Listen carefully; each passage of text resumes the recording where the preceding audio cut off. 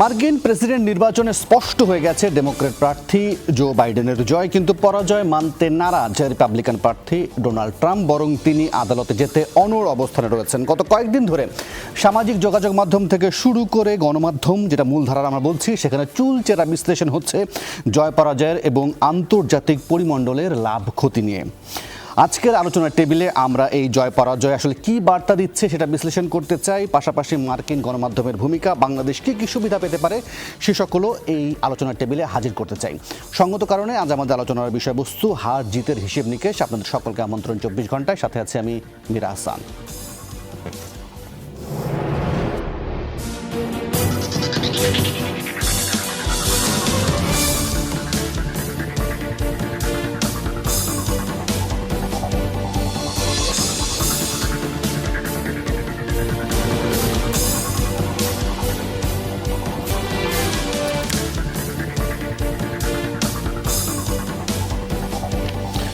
আজ আলোচনার জন্য আমরা একাধিক স্টুডিওতে আমাদের একাধিক অতিথিকে আমন্ত্রণ জানিয়েছি, তাদের সাথে একে একে পরিচিত হই। প্রথমে আমার ডান পাশ থেকে পরিচয় করিয়ে দিতে চাই। আমার ডান পাশে রয়েছেন সাবেক রাষ্ট্রদূত এবং কূটনৈতিক বিশ্লেষক মোহাম্মদ এম জমির। মোহাম্মদ জমির, আপনাকে স্বাগত জানাচ্ছেন। আপনি একই সঙ্গে সাবেক প্রধান তথ্য কমিশনের দায়িত্ব পালন করেছেন। আপনাকে স্বাগত। আপনার কাছ থেকে নিশ্চয়ই অসংখ্য বিশ্লেষণ জানতে পারবো আমাদের আজকে আলোচনায়। একই সঙ্গে আলোচনায় যোগ করে নিতে চাই ঢাকা বিশ্ববিদ্যালয়ে আন্তর্জাতিক সম্পর্ক বিভাগের শিক্ষক অধ্যাপক এম শাহিদুজ্জামান। আপনাকেও স্বাগত 24 ঘন্টায়। এবং এই আলোচনা যোগ করে নিতে চাই দৈনিক যুগান্তরের প্রধান প্রতিবেদক এবং ডিপ্লোম্যাটিক করেসপন্ডেন্ট অ্যাসোসিয়েশনের সাবেক সভাপতি মাসুদ করিম। মাসুদ করিম, আপনাকেও স্বাগত জানাচ্ছি। আপনাদের তিনজনকে নিয়ে আলোচনা শুরু করব, তবে শুরুতে টাইটেল ব্রেক আছে। এরপরেই শাহিদুজ্জামান, আপনার বিশ্লেষণ দিয়ে আলোচনাটা শুরু করতে চাই। আসলে আপনি নিশ্চয়ই খুব কাছ থেকে বা খুব ক্লোজলি এটা মনিটর করেছেন নিশ্চয়ই এই নির্বাচন। এখন খুব আলোচনা হচ্ছে যে আসলে এই জয় পরাজয়ের কারণটা কি, কেন ট্রাম্পকে হারতে হলো, কেন বাইডেন জিতে গেল। আপনার বিশ্লেষণটা কীরকম? ধন্যবাদ। বেশ অনেক বিশ্লেষণ চলছে এবং গত কয়েকদিন থেকে তো ওয়েস্টার্ন মিডিয়াতে, এমনকি ইন্ডিয়ান মিডিয়াতে কত রকমের সমীকরণ যে চলছে তা কিন্তু পুরা বিশ্বে সবারই উৎসাহ জুগিয়েছে। এমনকি আমাদের দেশেও কিন্তু চায়ের দোকানে বিভিন্ন জায়গায় দেখা যায় যে মানুষ অসাধারণ একটা আকর্ষণ জন্মে গিয়েছে। তবে এখন এমন একটা সময় এসছে যে we really have to turn around. একটা মূল কথা হচ্ছে যে রিপাবলিকানসরা দাবি করছে যে তাদেরকে হারিয়ে দেওয়া হয়েছে। আপনি যে জানতে চাইলেন যে কেন তারা হেরেছে বা কি বলা হচ্ছে, সবচেয়ে ইন্টারেস্টিং একটা ডাইমেনশন তৈরি হয়েছে।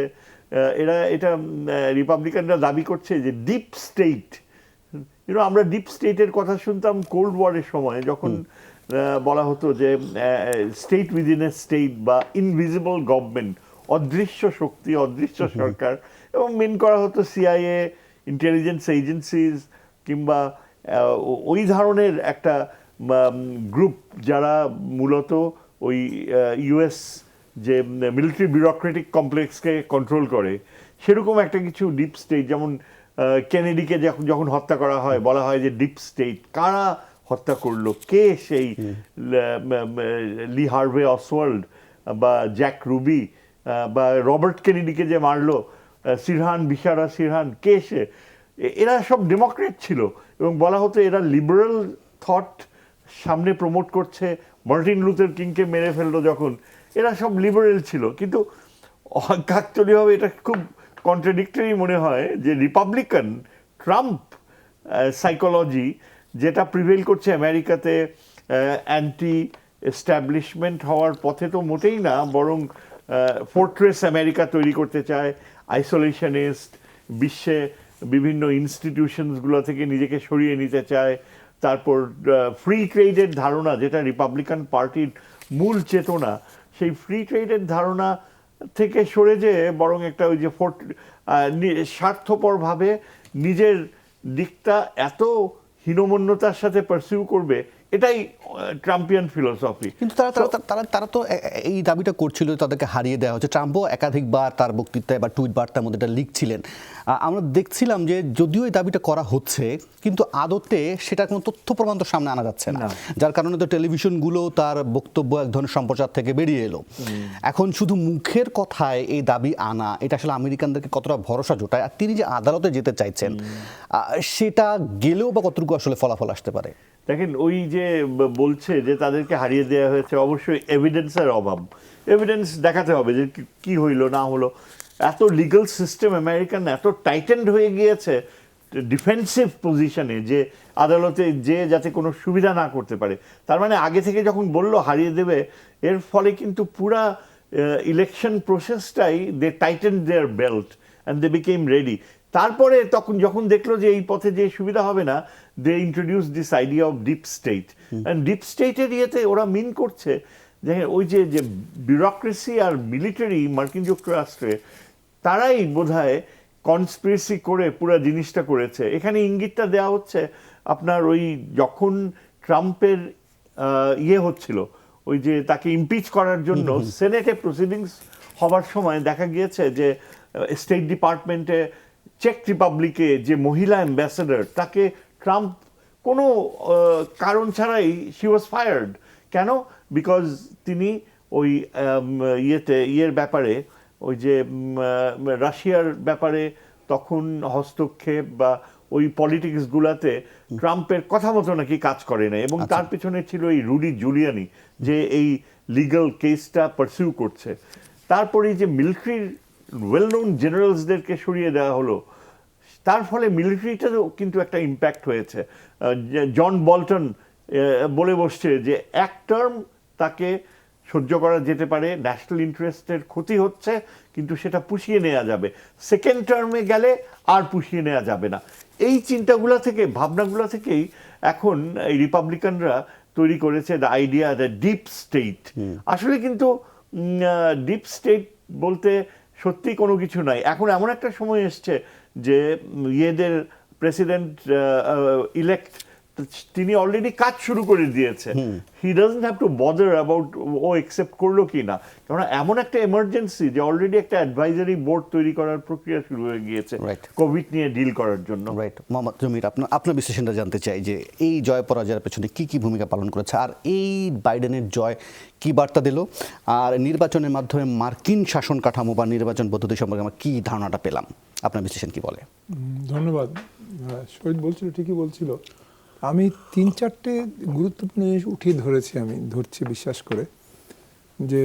করে যে সেটা হলো যে প্রথমবারের মতো কিন্তু এই আর্লি ভোটিং যেটা হয় আর পোস্টাল ব্যালট যেটা হয়, সেটার কারণে মোর দ্যান 10 কোটি লোক সেইভাবে ভোট দিয়েছে। তো ডোনাল্ড ট্রাম্পের লোকজনরা বলে বেড়াচ্ছে এটা হচ্ছে একটা বিশেষ প্রক্রিয়া যার মাধ্যমে তারা ভোট ডাকাতি চুরি করার জন্য এটা করেছে। কিন্তু আসল কথাটা হচ্ছে ওইটা নয়, আসল কথা হচ্ছে করোনা ভাইরাস। এবং করোনা ভাইরাসকে সে কোনোদিনই স্বীকৃতি দেয়নি, এবং সেই কারণে একই কারণে সে বলেছে যা কিছু হয়েছে এগুলো সম্পূর্ণ ভোট ডাকাতি, এটা আর কিছু না। দ্বিতীয় জিনিসটা যেটা, সেটা হলো লিগ্যাল টার্মিনোলজি অনুসারে আমি একজন আমেরিকান লয়ার, সে আমাকে ফোন করেছিল অন্য একটা ব্যাপারে, তা আমি তার সাথে কথা বলছিলাম। ভেরি ইন্টারেস্টিং হচ্ছে যে এখন তো ডোনাল্ড ট্রাম্প হচ্ছে 273 এবং হচ্ছে ডোনাল্ড ট্রাম্প না, আমাদের বাইডেন 273 আর হচ্ছে 213, তাই না? এখন জিনিসটা ইন্টারেস্টিং হচ্ছে এই যে যদি অ্যাপিল করে তারা লিগ্যাল র্যামিফিকেশনস অনুসারে, তাহলে পেনসিলভেনিয়ার হচ্ছে স্টেট ল, তারা ইট রিকোয়ার্স যে মার্জিন যদি 0.5% হয়, ফাইনাল মার্জিন 0.5% কেউ এগিয়ে রয়েছে এবং অন্যজন তার চেয়ে কম, তাহলে অটোমেটিক রিকাউন্ট হওয়ার কথা। আচ্ছা, একই জিনিস হচ্ছে জর্জিয়ার ক্ষেত্রে প্রযোজ্য। আচ্ছা, এখন পেনসিলভেনিয়ায় ওখানে যতদূর আমি জানি ওখানে 0.5%-এর মতো পার্থক্য রয়েছে between Biden and Donald Trump, আর জর্জিয়াতেও আবার 0.2% রয়েছে। সো অটোমেটিক রিকাউন্টের কথাটা ওখানে ওরা সে চিন্তা করছে। উইসকনসিন যেটা আছে, there is no automatic recount, but the candidate can ask for a recount. এবং it must be requested from the Wisconsin Election Commission and it has to be completed within 13 days. যদি কোনো কারণে বেরোয় যে সত্যি দেখা যাচ্ছে যে নম্বর অনুসারে ঠিক মিলল না, তখন কিন্তু ক্যান্ডিডেটের যে পয়সা জমা দিয়েছিল এই করার জন্যে সে পুরো পয়সাটা সে ফেরত পাবে। So there is a give and take situation. নেভাডায় যেটা আছে, that is also very interesting. Michigan আর নেভাডায়, মিশিগানে হচ্ছে 2.6% মতো যদি হয় তাহলে রিকাউন্ট হবে উইদিন 30 days। এখন মিশিগানেও আমরা দেখেছি যে সেখানেও অটোমেটিক রিকাউন্টের if less than 2000 separates the two candidates, less than 2000, সেটা নয়, মিশিগানে ডোনাল্ড ট্রাম্প চেয়ে এগিয়ে আছে মোর দ্যান বাই 2000, ওখানে হবে না। নেভাডা আছে 20,000-এর বেশি ভোটে এগিয়ে আছে। নেভাডা বলছে খুবই ক্লোজ হচ্ছে জর্জিয়ায়, হ্যাঁ, মানে কিন্তু 1500। হ্যাঁ, কিন্তু কথা হচ্ছে নেভাডায় ওরা বলছে যে কোনো প্রার্থী may ask the Nevada secretary of state for a recount within 3 days regardless of the margin, but তাকে তার জন্য পুরো খরচা তাকে দিতে হবে এবং স্টেট 10 দিনের মধ্যে সেটা শেষ করবে। আর অ্যারিজোনাটা ইন্টারেস্টিং, সেখানে হচ্ছে যে 0.1% যদি থাকে তফাৎ দুই ক্যান্ডিডেটের মধ্যে, তখন অটোমেটিক্যালি একটা রিকাউন্টের প্রস্তাব আসলে তারা মানবে, কিন্তু ওখানে 0.6% রয়েছে, তো ওখানে প্রশ্নটা উঠছে না। এখন এই প্রেক্ষিতে পুরো জিনিসটার মধ্যে হচ্ছে না যে ওইটা আবার কথায় কথায় আমাকে ওই ভদ্রলোক নিউ ইয়র্ক থেকে বলল, আপনি তো খনার কথা লিখেছেন, বই লিখেছেন। আমি বললাম হ্যাঁ। তো বললো যে খনা একটা জিনিস বলেছিল 800 বছর আগে, এক গামলা দুধে 1 ফোঁটা চুনা পড়লে পুরো দুধ নষ্ট হয়ে যায়। তো Donald Trump is attempting to do just that. সে বলছে যে আমি কনসিড করব না, কনসেশনের ব্যাপারটা এইটা যদিও সবাই প্রতীক্ষা করে, চিন্তা করে যে এটা করবে, কিন্তু there is no constitutional requirement that someone has to, the party who has apparently lost has to concede formally in the form of a বক্তৃতা আর হোয়াট এভার এলস। তো ডোনাল্ড ট্রাম্প সেটা বলছে। আবার আমি দেখি বিচার প্রক্রিয়া কি দাঁড়ায় না দাঁড়ায়, কিন্তু আমার কাছে যেটা ভালো লাগছে সেটা হচ্ছে দুজন বাংলাদেশি অরিজিন ব্যক্তি, তারা কিন্তু একজন জর্জিয়ার, একজন নিউ হ্যাম্পশায়ারে, মুজাহিদুর রহমান সাহেব ডেমোক্রেটিক পার্টির হয়ে, এবং নিউ হ্যাম্পশায়ারে আব্দুল বি খান, তিনি বোধহয় রিপাবলিকান, তারা দুজন ইলেক্টেড হয়েছে। নাকি বিরাট প্রতিদ্বন্দ্বী একজন আছেন? না, ওইটা বলছে যে বিরাট প্রতিদ্বন্দ্বিতা হয়েছে। আমার আরেক অতিথি আছে, তার একটু বিশ্লেষণ শুনে আসি, আরেকজনের বিশ্লেষণ শুনে আসি। মাসুদ করিম কি আপনি আমাকে শুনতে পাচ্ছেন? নিশ্চয়ই, আশা করি। আপনি গণমাধ্যমের মানুষ, আপনার কাছ থেকে একটু গণমাধ্যমের আঙ্গিক থেকে শুনতে চাই আসলে মার্কিন গণমাধ্যমগুলোর আসলে ভূমিকাটা আবার কেমন লক্ষ্য করেছেন আপনি এই নির্বাচনকে ঘিরে? এবার নির্বাচনকে ঘিরে মার্কিন গণমাধ্যমগুলি যে ধরনের বিষয়গুলি তুলে এনেছে, এইবার একটা কিন্তু মোর করেক্ট। গতবার যেটা আমরা লক্ষ্য করেছি যে হিলারি ক্লিন্টনের বেশে যে আপবিট মানে ব্যাপক প্রচার ছিল, সেই প্রচারটা কিন্তু বাস্তবে মিলে নাই এবং সেখানে নীরব ভোটে ট্রাম্প জয়ী হলেন। কিন্তু এইবার দেখা যাচ্ছে যে অ্যাকুরেটলি এবং ঠিকভাবেই তারা প্রজেকশন দিয়েছেন। আমরাও মোটামুটি ওই সমস্ত গণমাধ্যমগুলি প্রত্যক্ষ করে আমরা যেগুলি ধারণা করেছিলাম, ধারণার সাথে মিল আছে। যেমন এইবার মোটামুটি ইলেকশনের আগেই যেটা আমরা এই যে ভোটের হিসাব নিকাশ এখন করছেন, আমেরিকার ভোটে 538টা যে ইলেকট্রাল ভোট, তার মধ্যে 270টা ইলেকট্রাল ভোট যিনি পাবেন তিনি আমেরিকার প্রেসিডেন্ট হবেন।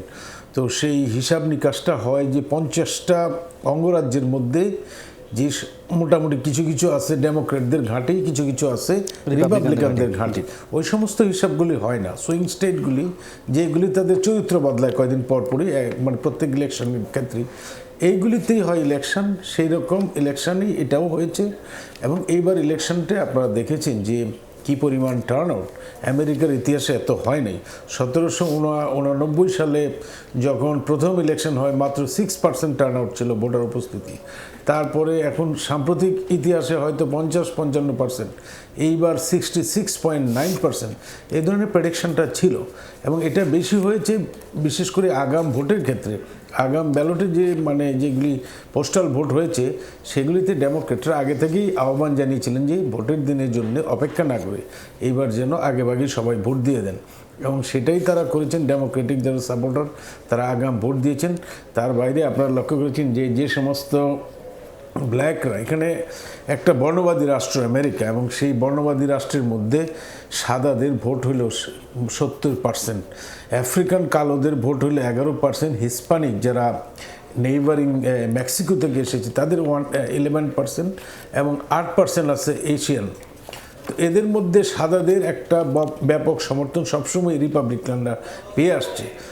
এবং সুতরাং সেই ক্ষেত্রে যারা আরবান এলাকার সাদা তারা মোটামুটি ডেমোক্রেটদেরও ভোট দেন, তারা বর্ণবাদটাকে বড়ভাবে দেখেন না। কিন্তু রুরাল এলাকায় যারা, বিশেষ করে তারা বয়স্ক ভোটার যারা, তারা সাধারণত রিপাবলিকানদের ভোট দেন, এবং বর্ণবাদটাকে মোটামুটি ট্রাম্প উস্কে রেখেছিলেন। সেই দিক থেকে উনি এগিয়ে থাকারই কথা। কিন্তু এইবার যে করোনা ভাইরাসের যে ভয়াবহতা এবং 2.5 লাখের মতো লোক আমেরিকায় মারা গেল, যাদের মানুষের জীবন মরণ সমস্যা এবং ওনার যে দায়িত্বহীন আচরণ, এই সমস্ত কারণে অনেক বয়স্ক ভোটার তাকে ভোট দিতে চান নাই। আরেকটা জিনিস লক্ষ্য করবেন যে কালো ভোটারদের মধ্যে এবার ভাঙন ধরাতে পারে নাই। যেমন হিলারি ক্লিন্টনকে অনেক ব্ল্যাক ভোটার ভোট দেন নাই, কিন্তু এইবার ওবামা নিজে নেমে এসে বিভিন্ন গোত্রে গোত্রে টেলিফোন করে, আপনারা জানেন যে ওবামার প্রতি যে কালো ভোটারদের একটা বিরাট সিম্পেথি আছে, তো তারা তাকে ভোট দিয়েছেন। এবং কালোদেরকে যে নির্যাতন নিপীড়ন করা হয়েছে ট্রাম্পের আমলে, অনেকে পুলিশের নির্যাতনে মারাও গেছেন। এই যে মারা যাওয়ার ফলে একটা ব্ল্যাক ব্লাড ম্যাটার্স নামে যে আন্দোলনটা হয়েছে, তারা কিন্তু এবার কনসুলেটেড ওয়েতে এবং সক্রিয়ভাবে অংশগ্রহণ করে তারা ভোটটা দিয়েছেন। তো এই সমস্ত দিক থেকে আমি বলবো যে এইবার করোনা ভাইরাসটা একটা বিরাট ফ্যাক্টর হিসেবে কাজ করেছে। তার মধ্যে আবার অর্থনীতি মোটামুটি ভালোই করেছিলেন ট্রাম্প, কিন্তু অন্যান্য কিছু ইস্যু টিস্যু মিলিয়ে এবার দেখা যাচ্ছে যে ব্যাপকভাবে আগাম ভোট, অন্তত 10 কোটি ভোট আগাম, 10 কোটির বেশি ভোট আগাম, 24 কোটি ভোটারের মধ্যে আগাম ভোট পড়েছে। এবং আবার আগাম ভোটটা আবার কাউন্ট করতে গিয়ে হিমশিম খাচ্ছে। আপনি দেখলেন যে কী পরিমাণ বিলম্বিত রেজাল্ট। তার কারণটা কি? কারণটা হলো যে এত বেশি টার্ন আউট হয়েছে যে তারা এক্সট্রা লোক বল নিয়োগ করেও এই ভোটটা কাউন্ট করতে গিয়ে অনেক সময় লেগেছে, হিমশিম খেতে হয়েছে। এবং সেই জিনিসটা পোস্টাল ভোটটা ধরেন 3 তারিখ পর্যন্ত পোস্টাল সিল মারা যাদের ব্যালটে আছে সেটা আবার ভাঁজ করতে অনেকগুলি প্রার্থী, শুধু যে প্রেসিডেন্ট পদ তা নয়, প্রেসিডেন্ট, ভাইস প্রেসিডেন্ট এবং কংগ্রেস, লোকাল ইলেকশন, অনেক প্রার্থী, এটা ভাঁজ করতে অনেক সময় লাগে। তো ওইটা করতে গিয়ে অনেক সময় লেগেছে। এবং যেটা হলো যে আমরা যেটা বলা হয় যে ফ্লোরিডা, যেটা 29টার মতো ইলেকট্রাল ভোট আছে, ওইটা যেহেতু হারানোর কারণ, এটা না পাওয়ার কারণেই হয়তো অনেকটা দেরিতে মানে আপনাকে একটু থামাচ্ছি। আমি একটা স্পট বিজ্ঞাপন দেখবো, তারপর আবার আসবো। বলা হয় যে ট্রাম্পের আগে যারা প্রেসিডেন্ট ছিলেন তারা হয়তো ট্রাম্পের থেকে ভালো শব্দ চয়ন করতেন বা ট্রাম্পের থেকে ভালো স্যুট পরতেন, কিন্তু ট্রাম্প যেভাবে বিশ্ববাসীকে বা অন্যান্য দেশগুলোকে ধমকাধমকি করেন তারা কিন্তু সেই অংশে কম ছিল না। যার কারণে হয়তো অনেকে জো বাইডেন আসার ক্ষেত্রে বা আসার ফলে অনেক ধরনের আশাবাদ ব্যক্ত করছেন, কিন্তু অনেক লেখককে আমরা দেখছি আন্তর্জাতিক পরিমণ্ডলে লিখছেন যে খুব বেশি আশাবাদী হওয়ার কিছু নেই, মার্কিনীদের চরিত্র খুব বেশি বদলাবে না। এই কথাগুলো আসলে কতটুকু যৌক্তিকতা আছে আমি সেটা একটু আলোচনা করতে চাই, তবে আমাকে একটা বিরতি নিতে হবে, ফিরবো একটু পর।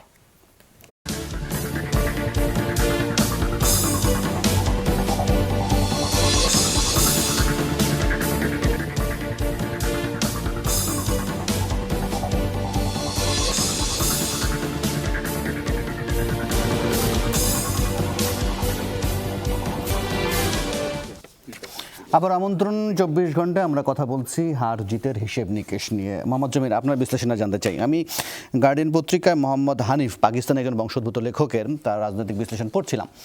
সেখানে তিনি এমন বলছেন যে ট্রাম্পের সঙ্গে আগের প্রেসিডেন্টদের ফারাক হলো, আগের প্রেসিডেন্টরা আমেরিকার বাইরের মানুষকে ধমক দিতেন, ভয় দেখাতেন, আর ট্রাম্প সেই ভয় দেখানোর কাজটা আমেরিকার ভেতরে তৈরি করেছেন।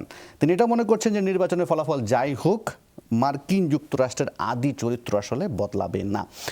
জো বাইডেন আসার পর এক ধরনের আমরা ইতিবাচক ভাবমূর্তি বা ইতিবাচক সমর্থনের কথা অনেক জায়গা থেকে শুনছি। তার এই বক্তব্য আসলে ভিত্তিটা কতটুকু দেখেন? না মানে পাকিস্তান যেটা, সেটা তারা চিন্তিত যে ওরা একদিকে খুব খুশি। আমি ওদের শুনছিলাম পিটিভির ওখানে একটা বক্তব্যতে, তারা বলছিল যে কমলা হ্যারিস ঠিকই বলেছে কাশ্মীরে যা কিছু ঘটনা ঘটছে সেগুলো গ্রহণযোগ্য নয়। তারপরে বলেছে যে মোদি সাহেব যে সকল জিনিস করছে সর্বক্ষেত্রে সেগুলো আবার কোনো মতেই গণতান্ত্রিক প্রক্রিয়ার সঙ্গে এক বলা যাবে না এবং সেখানে মানবাধিকার লঙ্ঘন হচ্ছে। কিন্তু at the same time both Biden Kamala Harris তারা দুজনে কিন্তু বলেছে একটা পরিষ্কারভাবে বলেছে যে তারা অ্যান্টি রেসিস্ট প্র্যাকটিসেসকে তারা বন্ধ করবে এবং বলছে যে racial equity and equitable policies across the board সেটা করবে। She has also assured যে বলছে measures will be introduced to hold the administration accountable. And that will include the police. Accountable in this respect. They have underlined that there will be dismantling of racist institutions. ওই যে extreme রাইটের evangelical right tight যারা আছে হট্টগোল করে সেই ব্যাপারেও তারা করবে। Improvement in matters of policing and justice potential with regard to housing and socio-economic matters. এইগুলো যদি তারা করতে পারে, যেহেতু সে এইগুলো বলছে সরাসরি এবং ওরা একটা ট্রানজিশনাল টিম করেছে, তারা সবাই মনে করছে যে হি can't do anything now till the 20th of জানুয়ারির 10 তারিখে হচ্ছে অভিষেক, 20 তারিখে।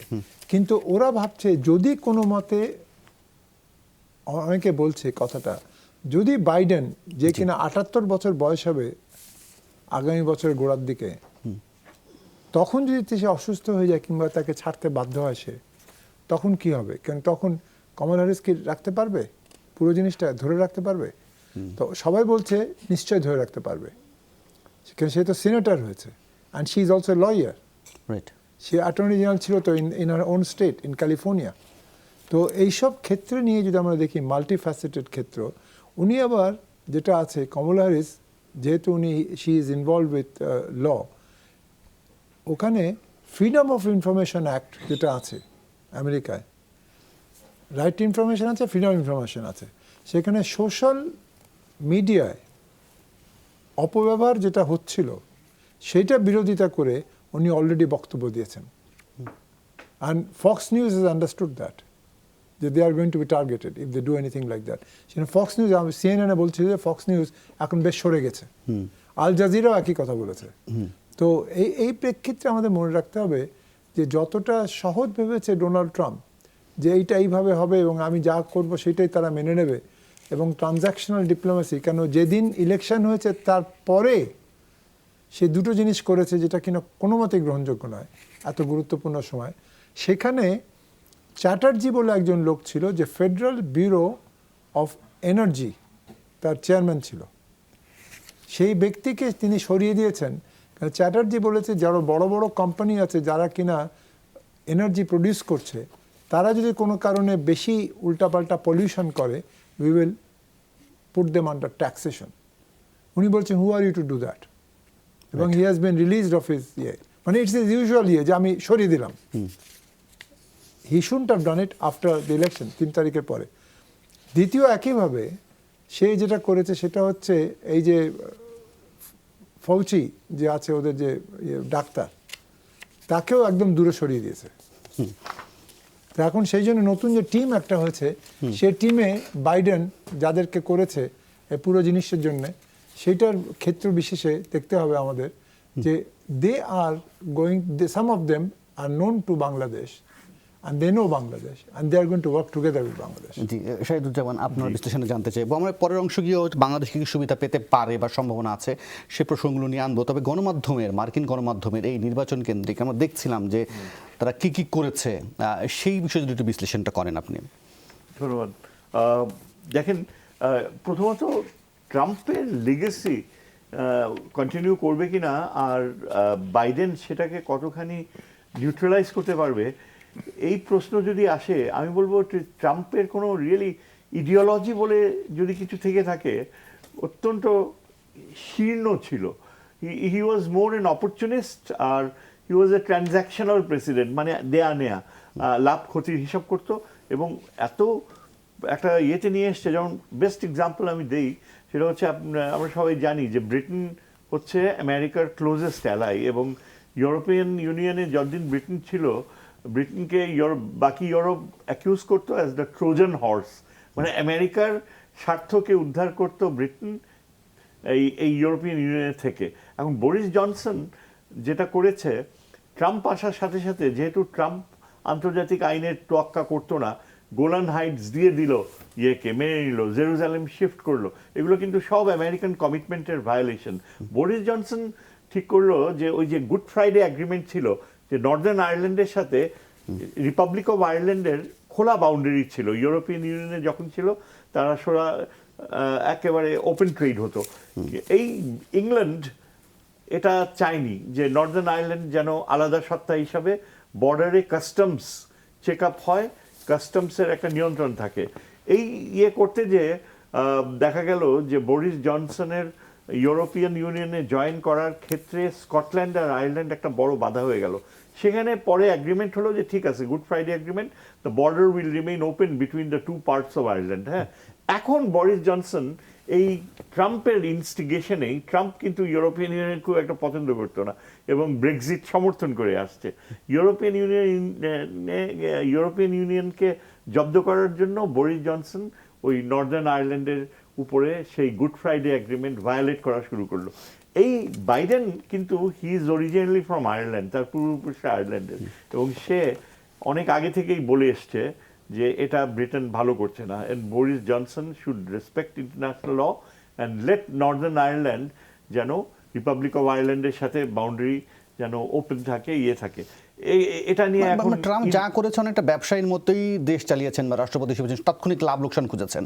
এখন সেই জায়গা থেকে একজন রাষ্ট্রপতি যদি সেভাবে দেশ চালায়, তার দেশের লাভ ক্ষতির কথা চিন্তা করে, না, বাইডেনের একটা বড় সুবিধা, আপনি যে প্রশ্নটা তুলেছিলেন যে পারবে কিনা ট্রাম্পের লিগেসিকে শেষ করতে, বাইডেনের যেই নেচারটা দেখতে পাচ্ছি সবচেয়ে সিমিলার তার সাথে কম্পেয়ার করা যায় জিমি কার্টারের সাথে। কার্টার কিন্তু নিক্সনের এই যে ওয়াটারগেট কেলেঙ্কারি, ওয়াশিংটনে ওয়ার ট্যাপিং করা, মানুষের যে ব্যক্তিগত অধিকারে পদক্ষেপ করা, কিসিঞ্জারের আশকারায়, এই পরিস্থিতিটাকে কার্টার একটা মোরাল ইয়েতে নিয়ে আসছে। বাইডেনের বেলায় এখন বলা হচ্ছে যে অত্যন্ত মিতভাষী, বুদ্ধিমত্তা রয়েছে, কাউকে তিনি ক্রিটিসাইজ করেনি, একবারও কিন্তু এই পায়ে ফাঁদে পা দেয়নি। এই যে এত প্রভোগ করেছে ট্রাম্প। এখন ট্রাম্প আগামী দিনগুলোতে অনেক চেষ্টা করবে প্রবলেমস ক্রিয়েট করতে রিপাবলিকান, কিন্তু আমরা এটা আমার মনে হয় ধরে নিতে পারি যে বাইডেন অনেকাংশেই সে চেষ্টা করবে একটা to return to an order, যেখানে আমেরিকার যে একটা প্যাট্রোনাইজেশন এবং নেটোর শুধু নয়, ইউরোপিয়ান ইউনিয়নে জার্মানিকে আস্থায় আনা, ব্রিটেনের ব্রেক্সিটের পথে যেতে যদি প্রয়োজন হয় বরিস জনসনকে একটুখানি শিক্ষা দেয়া। তারপর অনেকেই বলছে যে হয়তো বাইডেন একটা সুদিং ইম্প্যাক্ট আনবে এবং আগামী দিনগুলোতে এই করোনার ফলে, এইগুলো তো সবই তো ধারণা বা অনুমানের জায়গা থেকে আমরা বলতে চাই। আমাকে একটু সময় দেবেন, আমরা আরেক অতিথি আছে তার একটু বিশ্লেষণে জানতে চাই। মাসুদ করিম, আপনার কাছে ঘুরে ফিরে এসে গণমাধ্যমের প্রসঙ্গটাতে আমাকে আসতে হচ্ছে। এই দুটো বিষয় আপনার কাছে জানতে চাইবো। এক, আমরা দেখছিলাম যে যখন ট্রাম্প ভাষণ দিচ্ছিলেন, সেই সময় এবিসি, সিবিএস, এনবিসি তারা সেই ভাষণ সম্প্রচার বন্ধ করে দিলেন, চালালো সিএনএন এবং ফক্স নিউজ। যারা চালালো বা বন্ধ করে দিল তারা এটা বলল তাদের উপস্থাপকের সামনে এসে যে ব্যাঘাত ঘটাতে হলো কারণ প্রেসিডেন্ট বেশ কয়েক দফায় মিথ্যাচার করেছেন, এর অন্যতম কারণ হলো নির্বাচনে কারচুপির অভিযোগ, এই ধরনের কোনো সব প্রমাণ পাওয়া যায়নি, ক্ষতিকর বলে তারা বেরিয়ে আসলো। আমাদের বাস্তবতায় কেমন কতটুকু সম্ভব? এক, দ্বিতীয়ত হচ্ছে যে বাংলাদেশ কী কী সুবিধা নিতে পারে? দুটি বিষয় যদি আপনি ছোট্ট করে শুরু করেন। মিডিয়ার যে কথাটা বলছেন, আমি আপনাকে এটা বলতে পারি, আমি সব কয়টা মিডিয়া মোটামুটি ফলো করেছি নির্বাচনের আগে থেকে। এখানে আমি সবচেয়ে অথেন্টিকভাবে যে স্ট্যাটিস্টিক্সটা যে সমস্ত মিডিয়ায় দেখেছি, আমার কাছে সবচেয়ে গ্রহণযোগ্য ইউএসএ টুডে।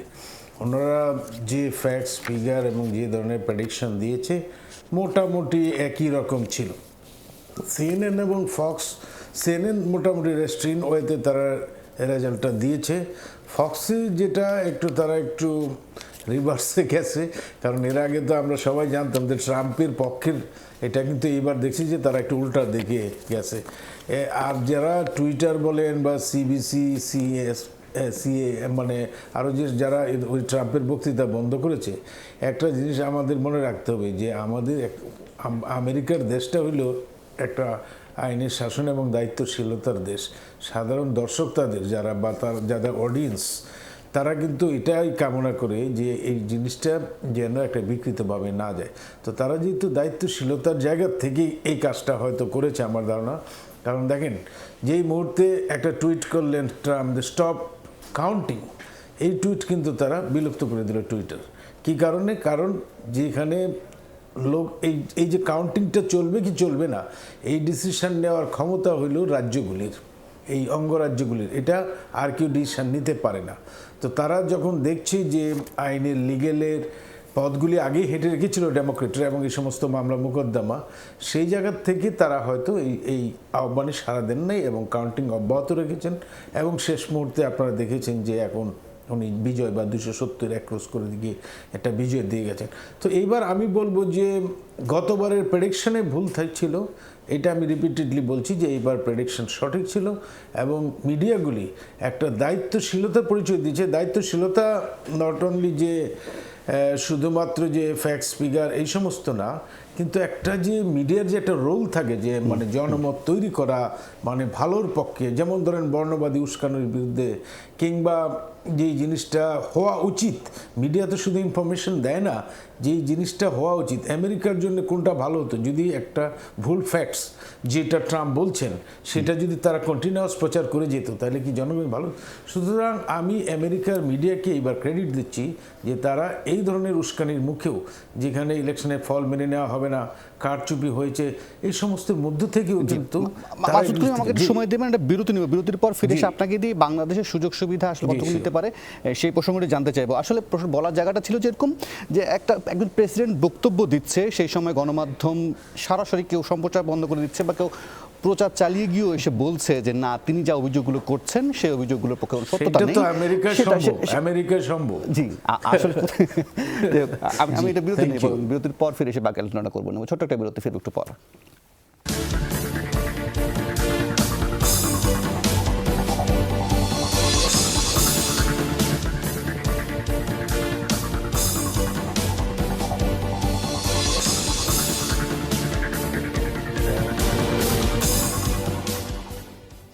আবার আমন্ত্রণ 24 ঘন্টায় আমরা কথা বলছি মার্কিন নির্বাচনের হার জিতের হিসেব নিকেশ নিয়ে।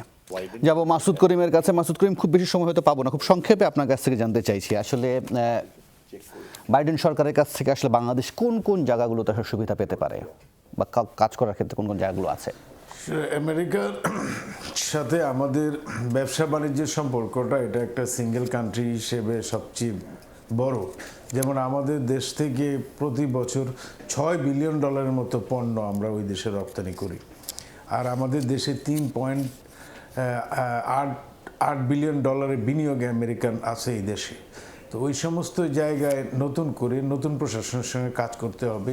সুতরাং নতুন করে লবিস্ট নিয়োগ এবং নতুন করে যে সুযোগ সুবিধা পাওয়া যায় কিনা সেই ব্যাপারে প্রচেষ্টাটা চালাইতে হবে। আরেকটা হলো যে অভিবাসন নীতিটা তো সাধারণত একটু সফট থাকে ডেমোক্রেটদের।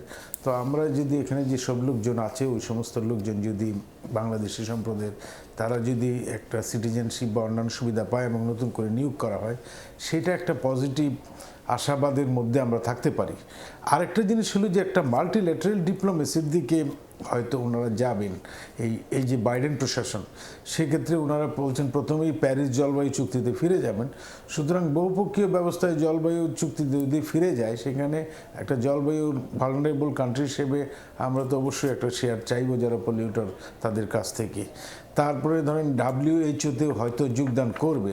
তো সেই জায়গায় আমরা যাতে ভ্যাকসিনটা পাই, বেশিরভাগ মানুষ WHO-এর মাধ্যমে বিনামূল্যে ভ্যাকসিনটা পেতে পারে, সেই জায়গায় একটা করতে পারবো। আমাদের একটা ভয়ের জায়গা হলো যে এখানে যদি সামরিক উত্তেজনা বাড়ে সেটা আমাদের জন্য ভয় হবে এই অঞ্চলে, বিশেষ করে চায়না এবং ইন্ডিয়ার মধ্যে যে উত্তেজনা, তার মধ্যে আমেরিকা যদি কোনো রকম সামরিক অংশগ্রহণ করে। আরেকটা জিনিস হয়তো ক্ষমতাসীনরা একটু ডিস্টার্ব ফিল করেন, কারণ ডেমোক্রেটরা খুব বেশি আইনের শাসন, মানবাধিকার, মানব পাচার, গণতন্ত্র এইসব বিষয়ে বেশি বেশি হইচই করে, যেটা হয়তো রিপাবলিকানরা বা ট্রাম্পের প্রশাসন শুধু ব্যবসা বাণিজ্য নিয়ে ব্যস্ত, সেই জায়গাটায় হয়তো একটু সমস্যা আছে। তবে আমাদের রাষ্ট্রপতি এবং প্রধানমন্ত্রী দুইজনই অভিনন্দন জানিয়েছেন বাইডেনকে এবং কামালা হ্যারিসকে, এবং সরকারের সাথে কাজ করার, নতুন সরকারের সাথে আগ্রহ প্রকাশ করেছেন। বাইডেনকে বাংলাদেশ সফরের আমন্ত্রণও জানিয়েছেন। ঐতিহাসিকভাবে হিলারি বা এর আগে ক্লিন্টন বাংলাদেশ সফরও করেছিলেন। তো আমরা ধারণা করব যে ডেমোক্রেটরাও আমাদের দেশের সাথে খুব মৌলিক যে খুব বড় ধরনের কোনো পরিবর্তন হবে সেটা আমরা অসংখ্য আশা ধন্যবাদ করছি মাসুদ না। করিম। শাহিদুজ্জামান, আপনার বিশ্লেষণটা কী হবে? আমরা রোহিঙ্গা প্রসঙ্গটি যদি একটু আলোকপাত করি, সেক্ষেত্রে আমরা কতটা, তাদের সমর্থন ছিলই, এবার কীরকম হতে পারে, কীভাবে আলোচনা করা যেতে পারে? রোহিঙ্গা প্রসঙ্গে আমার মনে হয় মার্কিন যুক্তরাষ্ট্র স্ট্রিক্টলি স্পিকিং তারা ভালো করেই বুঝতে পারে যে মায়ানমারের কিন্তু সামরিক শাসকরা they love having the use of force. এটা শুনতে হয়তো একটু পিকুলিয়ার মনে হবে। মায়ানমার সামরিক বাহিনী সেই দেশকেই বেশি শ্রদ্ধা করে এবং ভয় পায় যেই দেশ শক্তি ব্যবহার করার সামর্থ্য রাখে, শক্তি প্রদর্শন করার। থাইল্যান্ডের সাথে তাদের কিন্তু বারবার সংঘাত ঘটে। থাইল্যান্ড মায়ানমারের ভিতরে কারেনদেরকে প্রচুর সমর্থন দেয় এবং মায়ানমারের সাথে আবার তাদের বাণিজ্যও চলছে, তাদের মধ্যে আদান প্রদানও চলছে। বাংলাদেশের সাথে রোহিঙ্গা প্রবলেম সলভ করতে হলে অবশ্যই যুক্তরাষ্ট্র আগ্রহ নেবে, কেননা I am sure Joe Biden খুব ওয়েল ইনফর্মড। তাছাড়া তার যদি সেক্রেটারি স্টেট হয়ে আসার সম্ভাবনা রয়েছে সুজান রাইস, তিনিও কিন্তু মানবাধিকার প্রশ্নে তার যথেষ্ট আগ্রহ রয়েছে। আমরা আশা করতে পারি যে আমেরিকানরা এখন মায়ানমারের উপর সত্যিকার অর্থে চাপ সৃষ্টি করবে, কিন্তু তা অনেকটা নির্ভর করবে এই বছরেই কিন্তু ইন্টারন্যাশনাল ক্রিমিনাল কোর্টের অগ্রসর হবে অনেকটা। তারপর মায়ানমারে যে নতুন গভর্নমেন্ট আসছে তাদেরকে সিদ্ধান্ত নিতে হবে যে তারা কি এইভাবে একটা আন্তর্জাতিক ইমেজ বহন করে কতদিন তারা এভাবে চালাতে পারবে। কিন্তু আমার ভয় হচ্ছে, আশঙ্কা হচ্ছে মায়ানমার কিন্তু রোহিঙ্গাদেরকে এমনি নিবে না, নিতে পারবেও না, কারণ স্বাধীন রাখাইন মিলিশিয়া এরা অত্যন্ত দুর্ধর্ষ এবং এদের সাথে মায়ানমারের রেগুলার ফোর্সেসরা পেরে উঠতে পারে না। সেই জন্যে there has to be some UN centric কিংবা আমেরিকান ইনিশিয়েটেড কোনো একটা অ্যাকশন থাকতে পারে, কিংবা চায়নাও হয়তো রাখাইনদেরকে এমন একটা পর্যায়ে নিয়ে যাবে যেখানে রোহিঙ্গারা হয়তো ফেরত যাবে। মোহাম্মদ জমির, আমরা কি ধরনের সুবিধা নিতে পারি বা আমাদের কি সম্ভাবনা আছে? এখানে বলি, সেটা হচ্ছে যে ডোনাল্ড ট্রাম্প একটা সো কল্ড এফার্ট করেছিল, তার মাধ্যমে ওরা বললো যে 6 জন মিয়ানমার জেনারেলদের উপর আমরা নিষেধাজ্ঞা আরোপ করেছি, তারা আসতে পারবে না আমাদের দেশে। What does it matter? তারা এখানে কোনো রেমিটেন্স পয়সা টয়সা পাঠাতে পারবে না, তারা এখানে পয়সা জমা রাখতে পারবে না। খুব ভালো কথা, তারা ওখান থেকে সরাসরি জাপানে গেছে, সিঙ্গাপুরে গেছে, ওখান থেকে যেখানে খুশি সেখানে গেছে। So in effect there was no real sanction on Myanmar. এখন বাইডেন এবং কামালা হ্যারিস, যারা কিনা দুজনেই নীতিগতভাবে মানবাধিকার বিশ্বাস করে, তারা যেটা করতে পারে সেটা হচ্ছে তা নয়, আমরা স্যাংশন ইস্যু করব অন ট্রেড। আচ্ছা, যদি সেইটা করতে পারে তাহলে কিন্তু মিয়ানমার সোজা পথে আসবে।